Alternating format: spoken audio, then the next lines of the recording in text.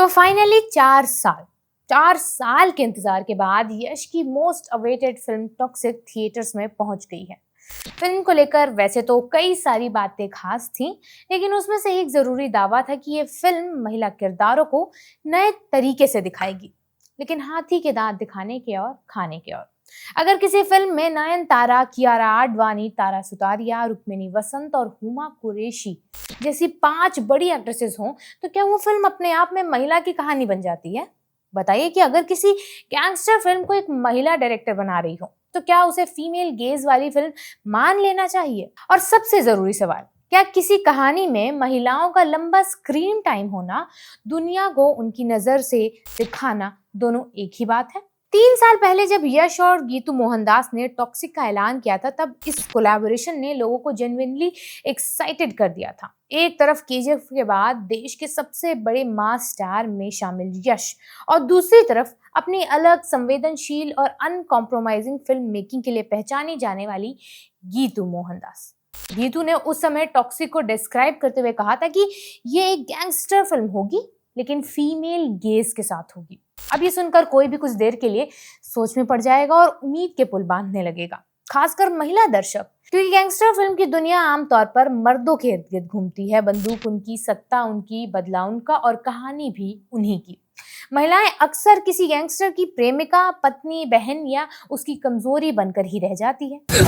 सब मत करो। इसीलिए उम्मीद थी कि टॉक्सिक इस फेमिलियर दुनिया को एक अलग खिड़की से दिखाने की तैयारी में है। शायद पहली बार हम ये समझेंगे कि एक वॉयलेंट आदमी से प्यार करने वाली महिला हर दिन किस डर के साथ जीती है। एक गैंगस्टर की बहन ने उसके लिए क्या खोया है, उसकी प्रेमिका उसके स्वैगर के पीछे छिपे सेल्फिश और डिस्ट्रक्टिव आदमी को कैसे देखती है। चेहरे पे नकाब डालकर अपने गम को। लेकिन फिल्म के बाद यही सवाल बचा है कि टॉक्सिक की महिलाएं आखिर अपनी कहानी में है कहां पर। मेरा नाम है अनु और आप देख रहे हैं मास्टर शॉट। फिल्म में यश के राया और टिकट, ये दोनों किरदार वही निभा रहे हैं, पूरी कहानी का सेंटर बने रहते हैं। उनके आसपास 5 महिलाएं मौजूद हैं। वो खूबसूरत हैं, प्रभावशाली हैं, दुख सहती हैं, फैसले लेती हैं और कई सीन्स में कहानी को आगे भी बढ़ाने का काम करती हैं। लेकिन फिल्म बार बार हमें उनके भीतर ले जाने के बजाय राया के पास पहुंचा देते हैं। सबसे पहले आती है नयनतारा की गंगा, जो किरदार वो निभा रही हैं, जो राया की बड़ी बहन है। दोनों का बचपन मुश्किलों में बीता है। माता पिता के बिना गंगा ने अपने छोटे भाई को संभाला है, उसके लिए सेक्रीफाइस किए हैं, जरूरत पड़ने पर उसकी ढाल भी बनी है।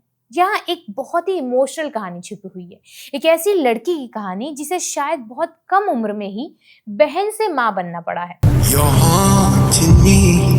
मेरी बस एक ख्वाहिश, जिसे अपने सपने रोककर भाई की जिंदगी संभालनी पड़ी है। लेकिन फिल्म हमें गंगा के दर्द को उस नजर से नहीं दिखाती। हम उसके सेक्रीफाइस को इसीलिए समझते हैं क्योंकि राया उसे याद करता है। हम उसकी अहमियत इसीलिए महसूस कर पाते हैं क्योंकि राया उससे प्यार करता है। मेरे पर राज करना है। लेकिन गंगा खुद क्या चाहती है? उसे किस बात का डर है? उसके अपने सपने क्या थे? अपने भाई को हिंसा में डूबते देखकर वो अंदर से क्या महसूस करती है? फिल्म इन सवालों के करीब जाकर भी वापस लौट आती है।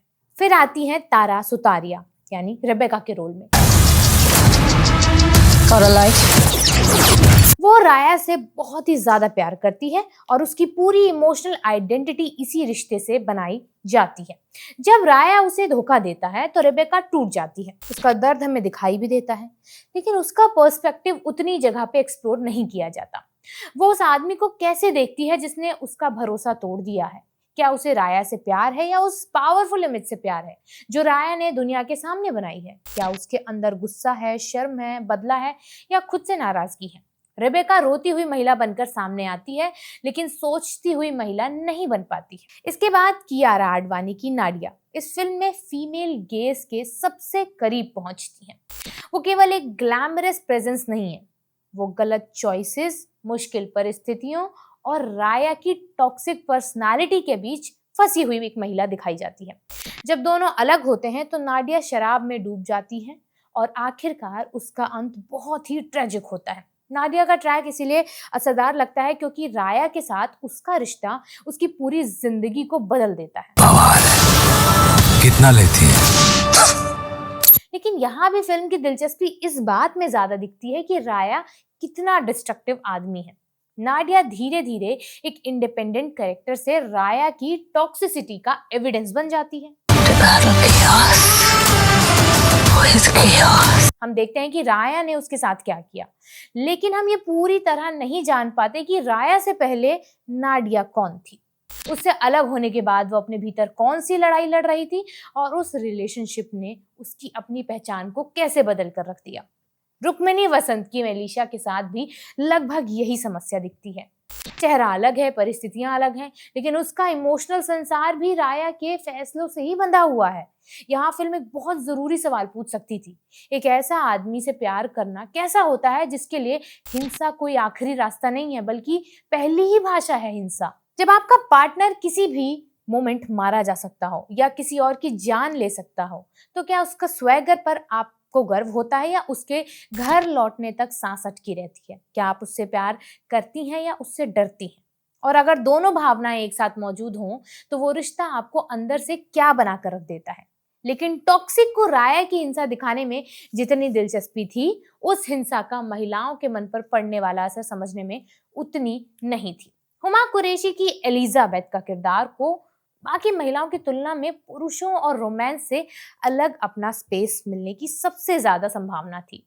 उसके पास ताकत है, एम्बिशन है और कहानी में अपनी चाल चलने की क्षमता भी दिखाई जाती है। लेकिन कुछ समय बाद उसका किरदार भी एक ऐसा बदला लेने वाली महिला में सिमटने लगता है जो अपने भाई के साथ मिलकर साजिश रच रही है।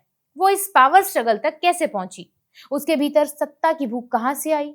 पुरुषों की दुनिया में उसने सरवाइव करना सीखा कैसे? क्या उसका रिवेंज केवल गुस्सा है या सालों के ह्यूमिलिएशन और हेल्पलेसनेस का परिणाम है? Keep your mouth shut! This was supposed to be my fucking... film फिर एक इंटरेस्टिंग दरवाजा खोलती है, लेकिन उसके भीतर जाने से पहले ही उसे बंद कर देती है। यही टॉक्सिक का सबसे बड़ा कॉन्ट्रडिक्शन है। फीमेल गेज का मतलब ये नहीं है कि फिल्म में कितनी महिलाएं हैं। इसका मतलब ये भी नहीं है कि हर महिला को पावरफुल, फियरलेस या मॉरली परफेक्ट दिखाया जाए। महिलाएं सेल्फिश, कंफ्यूज्ड, जेलस, वॉयलेंट और फ्लॉड भी हो सकती हैं। सवाल यह है कि क्या फिल्म उनकी जटिलताओं को समझने की कोशिश करती है कि नहीं। फीमेल गेज तब बनती जब कैमरा केवल महिलाओं को नहीं देखता बल्कि उसके साथ चीजों को देखता, जब उसकी इच्छा, उसका डर, उसका प्लेजर, उसका एंगर और उसके चॉइस कहानी के लिए उतने ही इंपॉर्टेंट होते जितने हीरो के इमोशंस हैं। टॉक्सिक में महिलाएं हर जगह दिखेंगी आपको, लेकिन कहानी की नजर फिर भी राया पर ही टिक जाती है। गंगा सबसे पहले राया की बहन है, रेबेका और नाडिया उसकी लवर्स हैं, मेलिसा भी उसी के इमोशनल संसार से परिभाषित होती है, एलिजाबेथ उसी मैस्कुलिन पावर स्ट्रगल का हिस्सा बन जाती है। यानी हर महिला के कैरेक्टर तक पहुंचने वाला रास्ता किसी न किसी तरह राया से होकर गुजरता है। ये इन एक्ट्रेसेस की कमी नहीं है, सभी परफॉर्मर्स अपने लिमिटेड मटेरियल में भी प्रभाव छोड़ जाती हैं स्क्रीन पर। समस्या कैरेक्टर्स की मौजूदगी में नहीं है, कहानी के पर्सपेक्टिव में है जो गीतू मोहनदास ने लिखी है।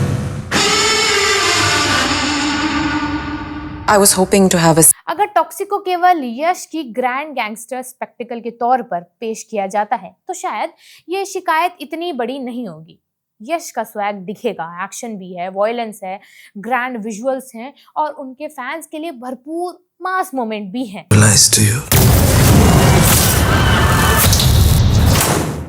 लेकिन गीतू मोहनदास ने केवल गैंगस्टर फिल्म का वादा तो नहीं किया था, उन्होंने उस पुरुष प्रधान दुनिया को फीमेल गेज से देखने की बात कही थी। ये वही प्रॉमिस था जिसने इस कोलैबोरेशन को एक सामान्य स्टार व्हीकल से ज्यादा इंटरेस्टिंग बनाया था। अफसोस फिल्म ने गैंगस्टर वर्ल्ड तो पूरी ताकत से बनाया, लेकिन उसे महिलाओं की नजर से देखने का साहस नहीं दिखाया।